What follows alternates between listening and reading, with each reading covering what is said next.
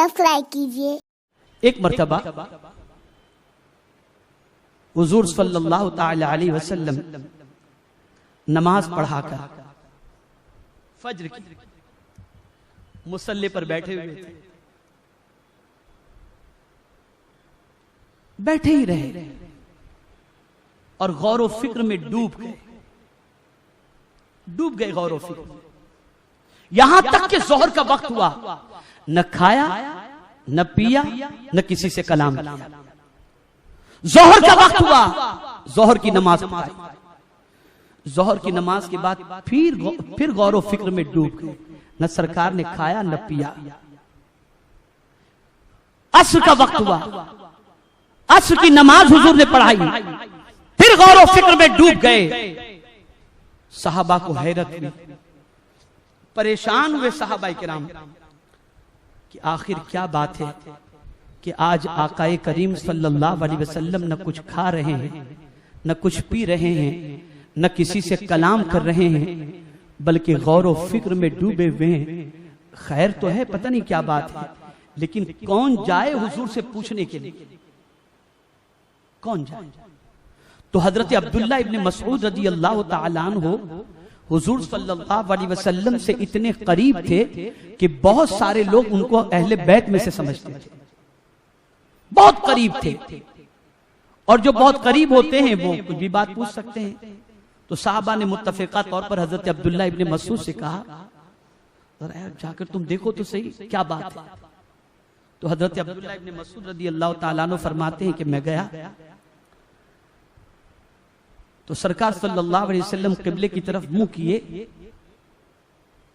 अपनी गर्दन को झुकाए, गौर व फिक्र में डूबे हुए थे। मैं गया और मैंने जाकर इस तरीके से हुजूर को देखा तो सरकार के चेहरे पर तबस्सुम, होठों पर तबस्सुम था। सरकार मुस्कुरा रहे थे। मैंने सलाम किया हुजूर को, हजरत अब्दुल्ला इब्न मसऊद फरमाते हैं, और फिर मैंने सरकार सल्लल्लाहु अलैहि वसल्लम से पूछा, या रसूल अल्लाह सल्लल्लाहु अलैहि वसल्लम सब खैर तो है? आज सुबह से आप कलाम भी नहीं कर रहे हैं, कुछ खा भी नहीं रहे, कुछ पी भी नहीं रहे। सरकार फरमाते, हाँ, आज सुबह से मेरा मौला मुझे मैदानी कयामत की सैर करा रहा है। मेरा मौला मुझे मैदानी कयामत की सैर करा रहा है, और मुझे वो बंदा भी दिखा दिया जो सबसे आखिर में जहन्नम से निकलने वाला है। अच्छा सरकार, ये आपने तबस्सुम फरमाया, मुस्कुराए, उसकी वजह क्या है? कहा, अब्दुल्ला, मामला ये है, जो बंदा सबसे आखिर में जहन्नम से निकाला जाएगा वो बंदा मुझे दिखाया गया। हुआ यूं कि उस बंदे को जब जहन्नम से निकाला गया, जिसके सीने में राई के दाने के बराबर भी ईमान था, निकाला गया, तो जहन्नम से बाहर निकाला गया, नहर हयात उस पर जारी की गई, वो तवाना हो गया, उसके चेहरे को फेर दिया गया। उसने देखा दोज़ख की आग से उसका चेहरा फेर दिया गया। उसने सामने देखा, एक पहाड़ नजर आया। उसने अल्लाह की बारगाह में अर्ज किया, मेरे मौला मुझे उस पहाड़ के करीब कर दे, यहां की तपिश आ रही है। रब ने फरमाया, ये मफहूम अर्ज कर रहा हूं, रब ने फरमाया कि अभी मैं तुझे पहाड़ से करीब कर दूंगा, तो आदम की औलाद है, फिर कुछ मांगेगा? कहा, मौला मेरी दुआ कबूल फरमा दे। रब ने पहाड़ के करीब कर दिया तो उसको दूर एक दरख्त नजर आया, जिसके नीचे पानी का चश्मा बह रहा था। फिर वो मौला से कहता है, मौला बहुत प्यास लगी है, दरख्त के नीचे पानी का चश्मा बह रहा है, मुझे उस दरख्त के पास कर दे ताकि मैं पानी से सहरा। तो मौला फरमाता है, मैंने पहले ही कहा था तुम आदम की औलाद हो, एक सवाल पूरा करूंगा, दूसरा सवाल करोगे? कहा, मौला तू रहमानुर रहीम है, कर दे मुझे वहां पर। रब वहां भेज देगा। जब वो वहां पहुंचेगा तो सामने देखेगा, वहां दरख्त के पास पहुंचने के बाद तो एक बहुत खूबसूरत दीवार नजर आएगी, और वहां से ठंडी ठंडी हवा के झोंके आ रहे होंगे। वो कहेगा, मौला मुझे उसके करीब कर दे।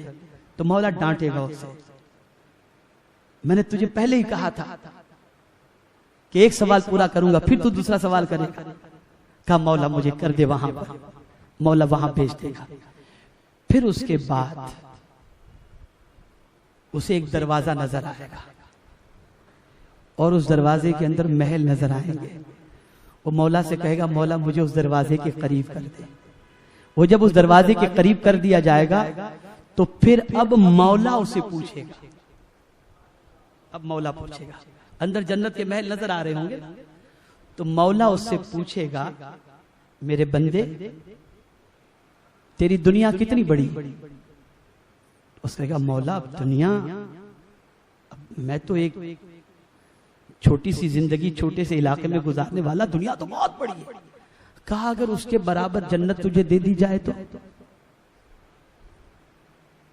तो अब वो कहेगा मौला तू खुदा होकर तेरी शान के लायक तू मुझसे इस्तेजा फरमाता है?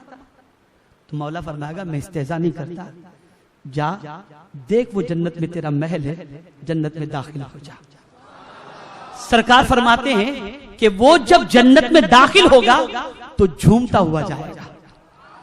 तो उसको सरकार फरमाते हैं उसको झूमता हुआ देखकर मौला अपनी शान के मुताबिक ज़हक फरमाएगा, यानी मौला अपनी शान के मुताबिक मुस्कुराएगा।